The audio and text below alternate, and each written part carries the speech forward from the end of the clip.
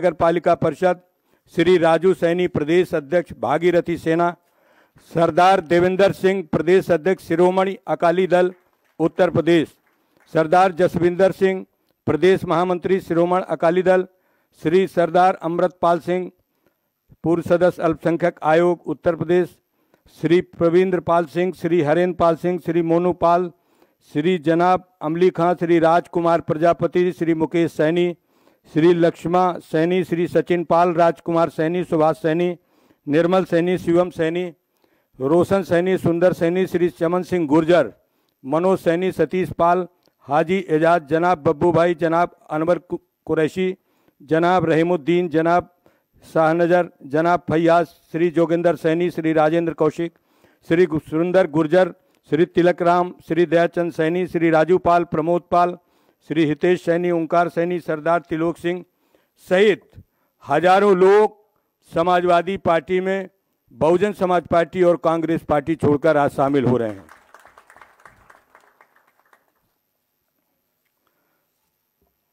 दूसरे सुश्री काजल निषाद गोरखपुर, जो पूर्व प्रत्याशी कांग्रेस पार्टी, श्री तूफानी निषाद पूर्व प्रत्याशी लोकसभा कांग्रेस मछली शहर,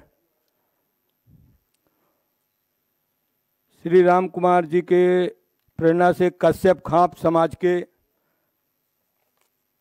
लोगों की सूची है। ये अपने समाज के चौधरी हैं, चौधरी सत्यपाल सिंह कश्यप, चौधरी रमेश सिंह कश्यप, चौधरी नेपाल सिंह कश्यप, श्री बिल्लू कश्यप, भोपाल सिंह कश्यप, बाबू सिंह कश्यप, प्रेम सिंह कश्यप, लोकेंद्र कश्यप, जयपाल कश्यप, चौधरी सत्यवीर सिंह कश्यप, नरेश कश्यप, लक्ष्मी चंद कश्यप, रणवीर कश्यप, लाल सिंह कश्यप, संजीव कश्यप, रणपाल सिंह, मास्टर विनोद सिंह कश्यप, सोमपाल सिंह, नरेंद्र सिंह, अमित कश्यप, विनोद कश्यप, सतीश कश्यप, नवीन कश्यप, भामचंद कश्यप, लगभग इनके विनोद कश्यप सहित 500 लोगों की सूची है। वो कुछ हाल में है, कुछ फील्ड में भी हैं। तीसरे श्री त्रिभुवन दत्त पूर्व सांसद की प्रेरणा से श्री जितेंद्र कुमार एडवोकेट पूर्व विधायक चकिया चंदौली, श्री छोटेलाल गौतम कोऑर्डिनेटर।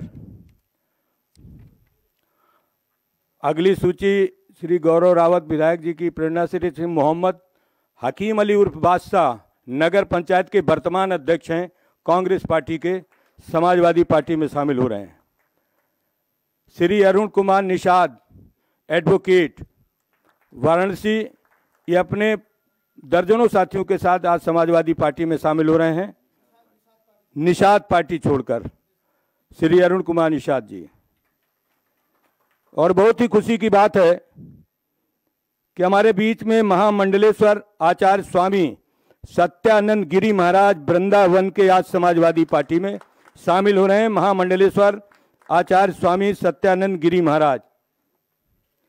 श्री जितेंद्र कुमार त्रिपाठी प्रवक्ता बहुजन समाज पार्टी।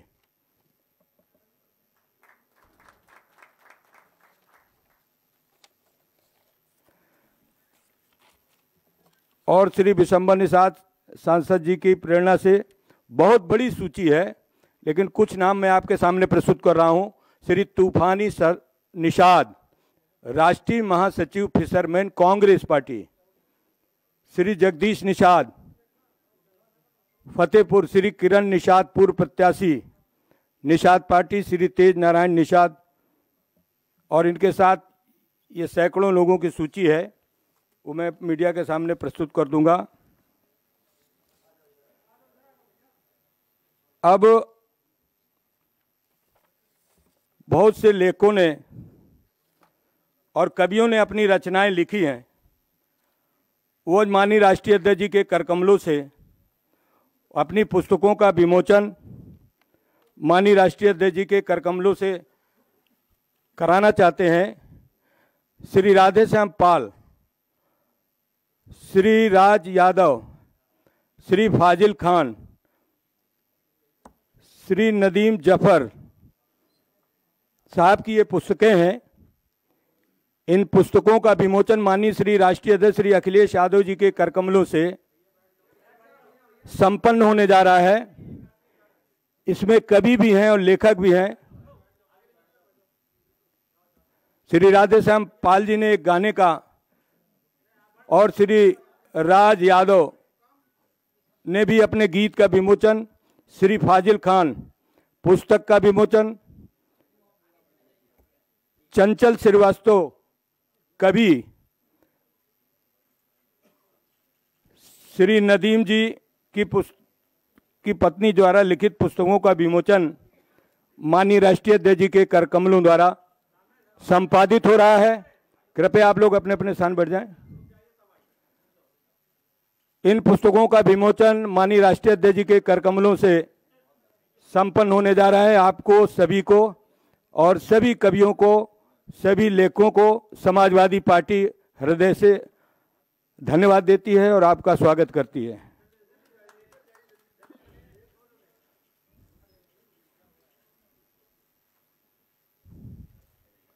माननीय राष्ट्रीय अध्यक्ष जी के कर कमलों से पुस्तकों का और गानों का विमोचन हुआ और एक गीतकार हैं सत्येश जी, उनका अंत में होगा माननीय राष्ट्रीय अध्यक्ष जी के उद्बोधन के बाद। अब मैं आपको जानकारी देना चाहता हूं कि आज देश में किसानों का बहुत बड़ा आंदोलन आज पूरे 1 साल से चल रहा है। इस देश के अंदर किसान अपनी बात को लेकर सरकार के सामने याचना कर रहा है, अनुरोध कर रहा है, लेकिन भारतीय जनता पार्टी की सरकार उन किसानों के साथ बहुत बड़ा अन्याय कर रहे हैं। हमारे बीच में 2 किसान नेता आए हुए हैं, श्री बबली गुजर किसान नेता किसान कल्याण समिति के हैं। वो अपनी बात संक्षिप्त शब्दों में आप सबके सम्मुख प्रस्तुत करेंगे। श्री बबली गुजर।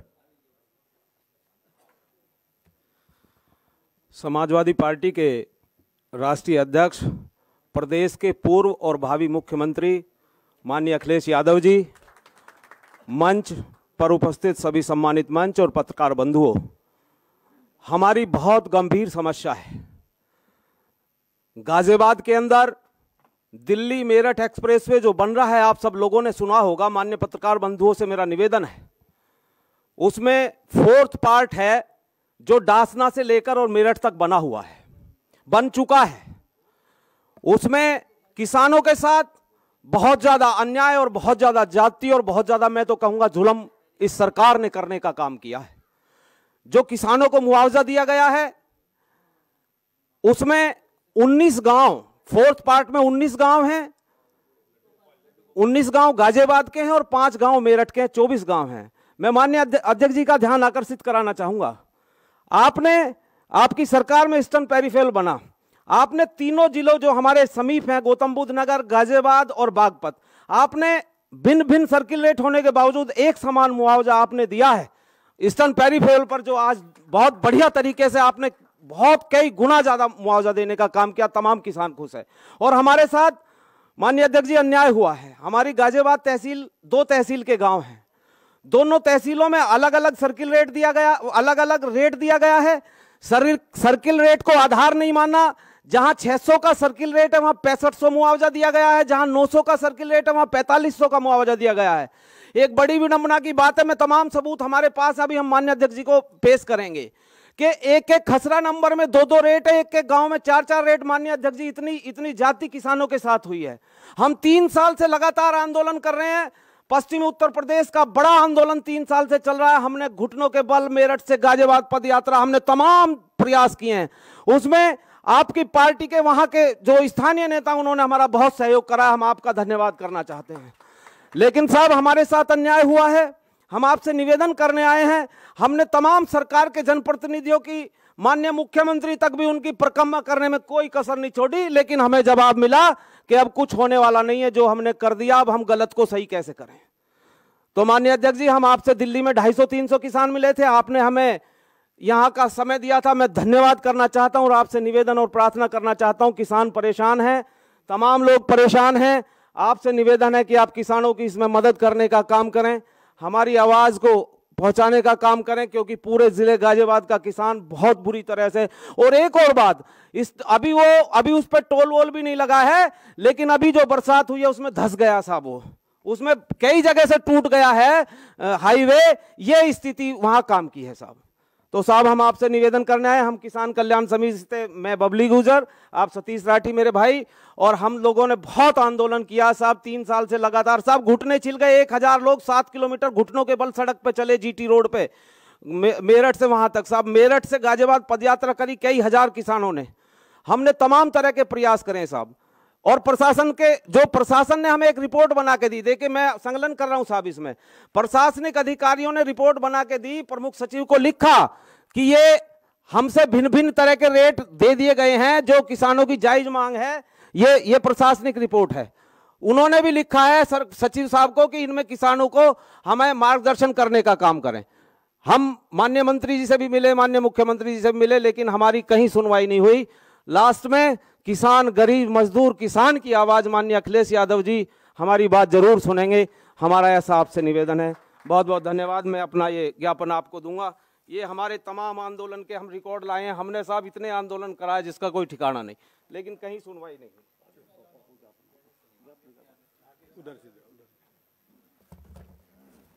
किसानों की तरफ से ज्ञापन माननीय राष्ट्रीय अध्यक्ष जी को प्रस्तुत कर रहे हैं।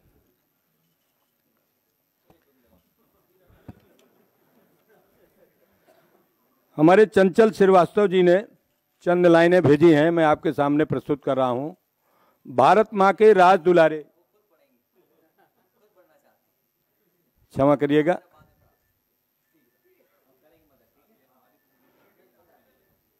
चंचल जी अभी आप इस कार्यक्रम के अंत में अपनी बात रखेंगे।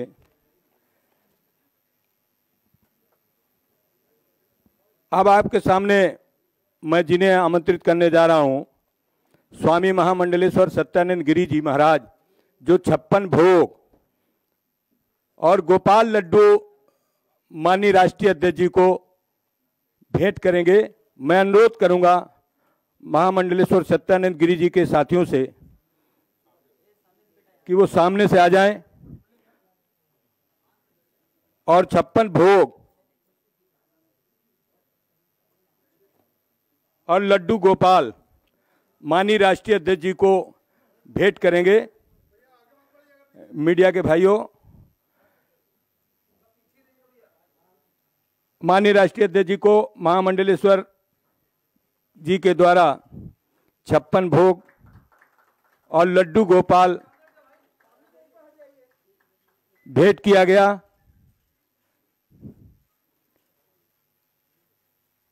और मैं अनुरोध करूंगा महामंडलेश्वर आचार्य स्वामी सत्यानंद गिरी महाराज, जो वृंदावन से आए हैं, 56 भोग बांके बिहारी जी का प्रसाद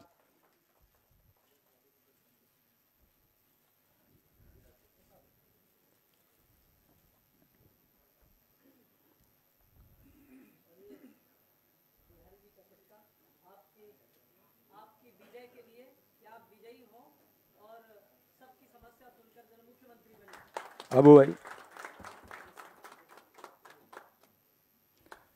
महामंडलेश्वर जी ने अपने आशीर्वचनों से माननीय राष्ट्रीय अध्यक्ष जी को उत्तर प्रदेश की बागडोर संभालने का आशीर्वाद दिया। आप सब आपको नमन करते हैं और अनुरोध करते हैं कि आप अपना उद्बोधन मीडिया के समक्ष प्रस्तुत करें। नीचे थोड़ा। हरिओम। हरिओम।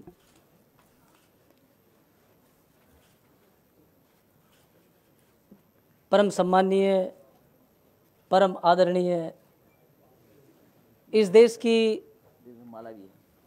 जन जन की समस्या सुनने वाले और लोगों के अति प्रिय और मेरे प्रिय अनुज आदरणीय यशस्वी श्रीमान अखिलेश यादव जी, भावी मुख्यमंत्री, मैं समझता हूं कि क्योंकि मैं पहली बार आया हूं, देश में जीता हूं और ये कह सकता हूं कि देश विदेश तक मेरा एक छोटा सा परिचय है। गौ माँ की सेवा करना, जन जन की सेवा करना, 300 कथाएं मैं कर चुका पूरे देश विदेश तक। और एक छोटा सा मेरा परिचय है, 861 बेटियों की मैं शादी कर चुका, जिसमें 89 मुसलमान बेटियों का मैंने निकाह करवाया।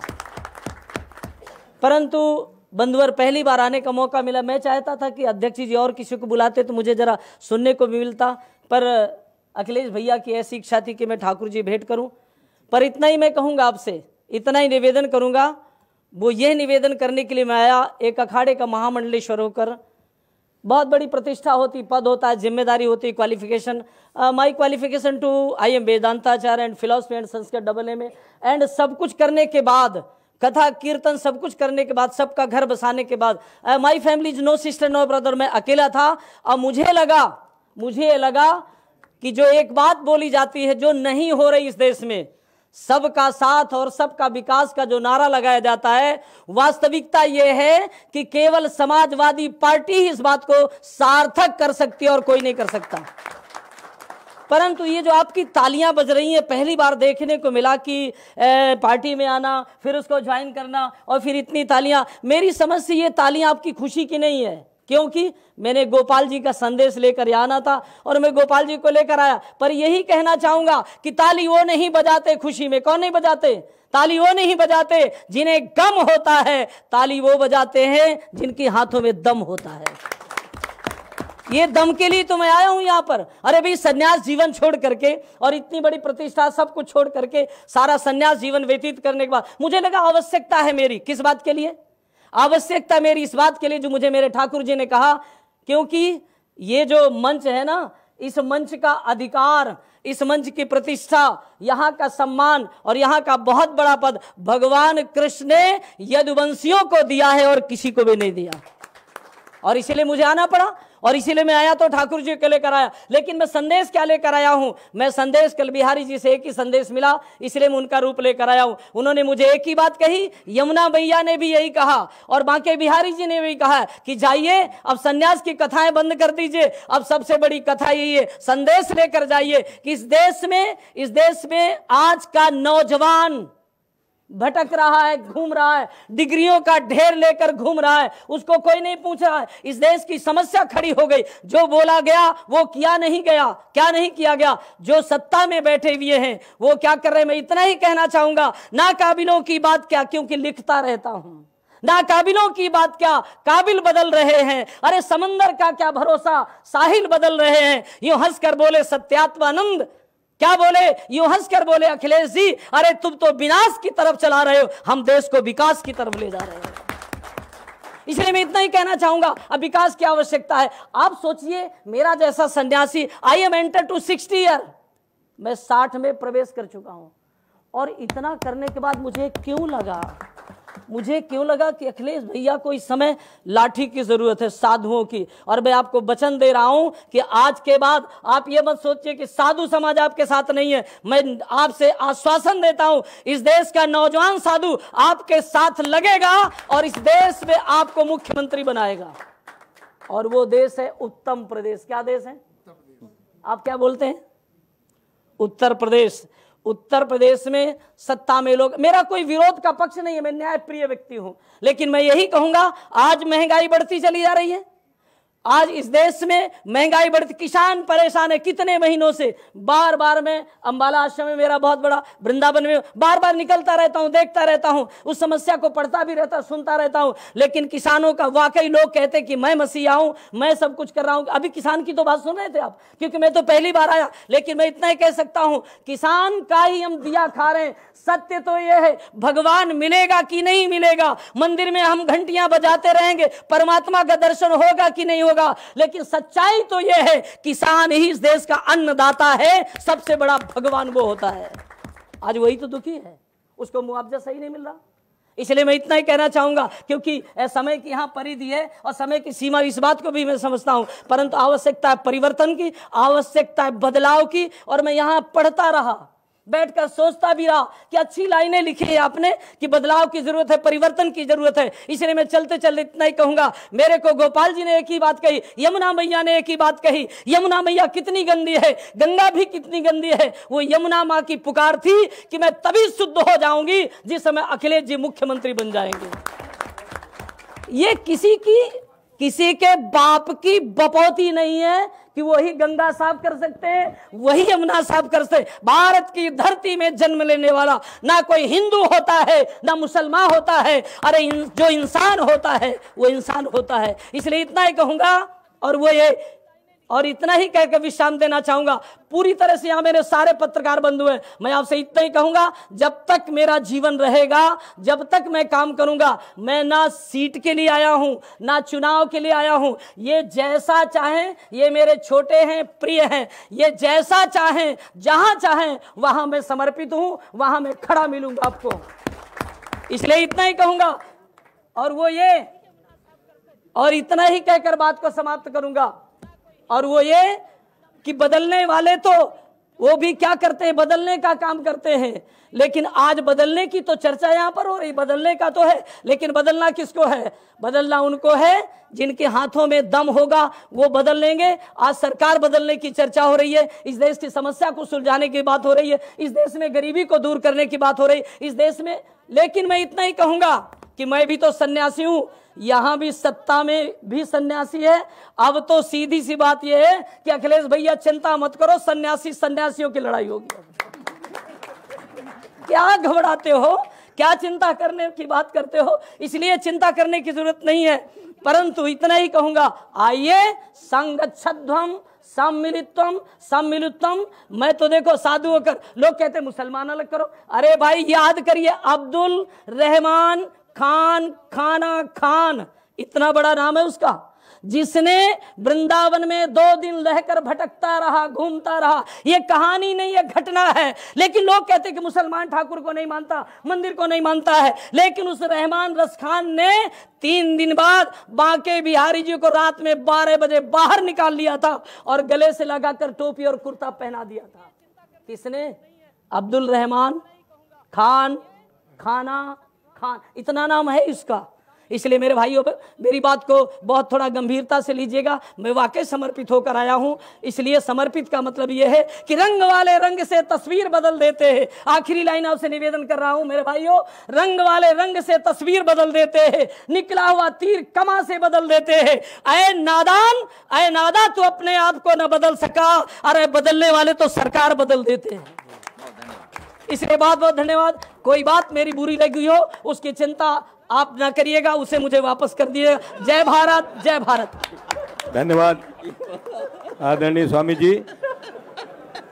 अब मैं अनुरोध करता हूं पूर्व सांसद जो बहुजन समाज पार्टी छोड़कर आए हैं श्री राजपाल सैनी जी, जो अपने हजारों साथियों के साथ आज समाजवादी पार्टी में शामिल हुए हैं, उनसे अनुरोध है कि वो मीडिया के सामने अपनी बात रखें। बहुत अच्छा, ये अच्छा है, सन्यासियों की लड़ाई होगी। हाँ ठीक है, बिल्कुल सही है। हाँ वो सही है। हाँ ठीक है। अरे वहाँ भी सन्यासी, मैं भी सन्यासी हूँ। इस उत्साही कार्यक्रम में उपस्थित समाजवादी पार्टी के राष्ट्रीय अध्यक्ष, जन जन के प्रिय, युवा हृदय सम्राट और हम पिछड़ों के बादशाह छोटे भाई अखिलेश यादव जी, मंच पर बैठे समाजवादी पार्टी के सभी नेतागण और कार्यक्रम का सफल संचालन कर रहे प्रदेश के अध्यक्ष माननीय नरेश उत्तम पटेल जी, सामने बैठे सभी साथियों और पत्रकार बंधुओं, दोस्तों, माननीय अखिलेश जी के कार्यकलापों से, उनकी सोच से, उनकी भावनाओं से प्रेरित होकर मैं आज बहुजन समाज पार्टी छोड़कर समाजवादी पार्टी के कुनबे में एक सिपाही के रूप में शामिल हुआ हूँ। यहाँ सभी पूरे प्रदेश के, देश के पत्रकार बंधु बैठे हैं। दोस्तों, मेरा जनपद वो जनपद है जहाँ से इस जुमलेबाज भारतीय जनता पार्टी की नींव मजबूत हुई। वहाँ एक दंगा हुआ, वो एक सोच, क्योंकि मेरा जनपद है, बिल्कुल मैंने सब अपनी आंखों से देखा। एक सोची समझी साजिश के तहत दंगा कराया गया, हिंदू मुसलमान भाइयों को आपस में लड़ाया गया, मुसलमान भाइयों को मारा गया, हिंदुओं को मारा गया। वो मारने वाले कोई और नहीं थे, वो यही तथाकथित भारतीय जनता पार्टी के लोग थे। इन्होंने आग लगाने का काम किया था।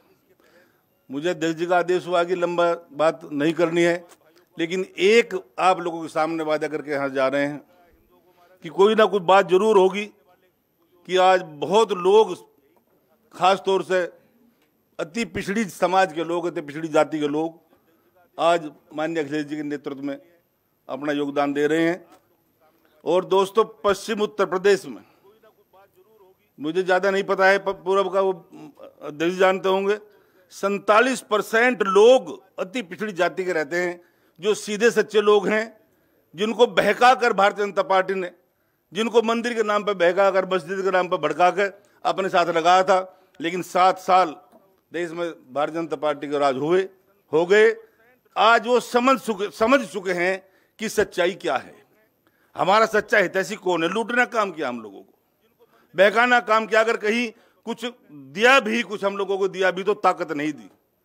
आज उत्तर प्रदेश के मंत्रिमंडल में देख लो आप, किस कहां इन अति पिछड़ों का क्या स्थान है? कोई पूछता है क्या? मैंने देखा है, जब माननीय मुख्यमंत्री थे उत्तर प्रदेश के, मैंने देखा कि अति पिछड़े समाज के लोगों को बहुत ताकत देना काम किया, क्योंकि पिछड़े समाज के हैं। आज महात्मा जी ने लड्डू गोपाल बता रहे हैं, लड्डू गोपाल हैं जिन्हें भेंट किया है महात्मा जी ने, निषाद जी, माननीय अध्यक्ष जी को लड्डू गोपाल भेंट किया है। वो बहुत जोर जोर से नारा लगाते हैं भारतीय जनता पार्टी के लोग, स्टेज पर चढ़कर जय श्री राम। राम उन्हीं का है क्या, हमारा नहीं है क्या?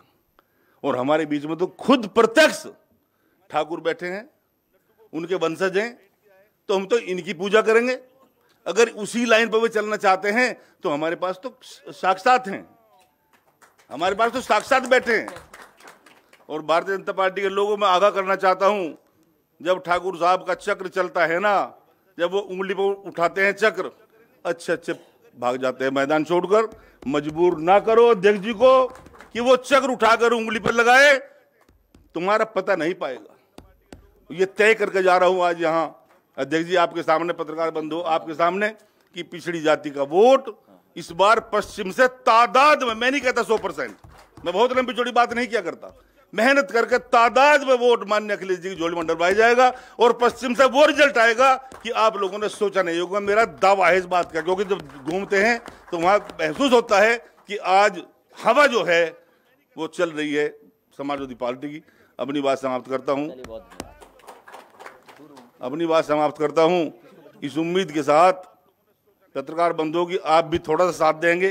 आप देना चाहते भी हैं, लेकिन आपको कुछ रोक देते हैं। लेकिन हमारी सच्ची बात लिख दिया करो। अगर हम 100% करें तो हमारा 25 दिखा दिया करो, उसी में हमारा काम। दिखा रहे हैं। धन्यवाद जी, बहुत दिखा रहे हैं।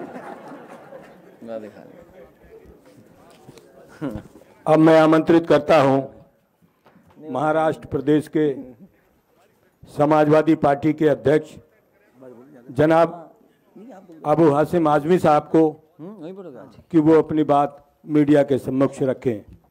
जनाब अबू हाशिम आजमी साहब।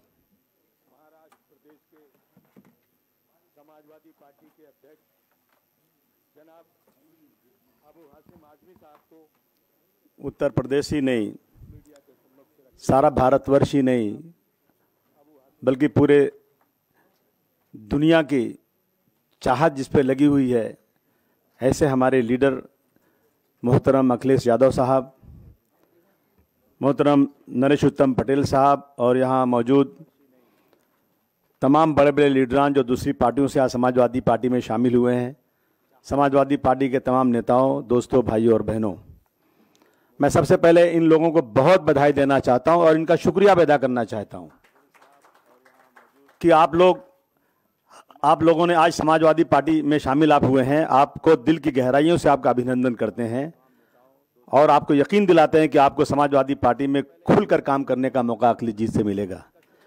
लेकिन एक ही बात कहना चाहता हूं दोस्तों, देश की हालत बहुत ही खराब है। मैं मुंबई में रहता हूं, लेकिन मैं मुंबई से भाग भाग कर हर हफ्ते आता हूं, लोगों को समझाता हूं कि शायद तेरे दिल में उतर जाए मेरी बात। क्यों आज जरूरत है, जो लोग आज इस देश के संविधान को खत्म कर देना चाहते हैं, जो लोग आज गंगा जमुनी तहजीब को आज तोड़ देना चाहते हैं, वो लोग आज हमारी मीटिंगों में अपने वर्करों को भेजकर पाकिस्तान जिंदाबाद का नारा लगा करके हमारी पार्टी को बदनाम करना चाहते हैं। कितने झूठे लोग हैं सोचिए जरा आप। सत्ता में रहने के लिए ये लोग कुछ भी कर सकते हैं। आने वाले 6 महीने में ये क्या क्या नाटक करेंगे वो देखिए आप क्या क्या करते हैं लोग। और भोली भाली जनता इनके बहकावे में आ जाती है और 5 साल उत्तर प्रदेश का बर्बाद कर दिया इन लोगों ने। क्राइम का ग्राफ देखिए आप कितना बढ़ गया। आज पूरे भारतवर्ष में सबसे ज्यादा क्राइम अगर कहीं है तो यूपी में है। बेकारी, गरीबी, मुंबई से जब निकले लोग भूखे प्यासे बेचारे 1700 किलोमीटर चलने के लिए, तो उनके पैरों में चमड़ी कट गई, गोश्त निकल आया, किसी ने मदद नहीं किया। मैं बहुत आभारी हूं अखिलेश भाई का कि इन्होंने एक एक मजदूरों को लाखों लाख रुपया दिया।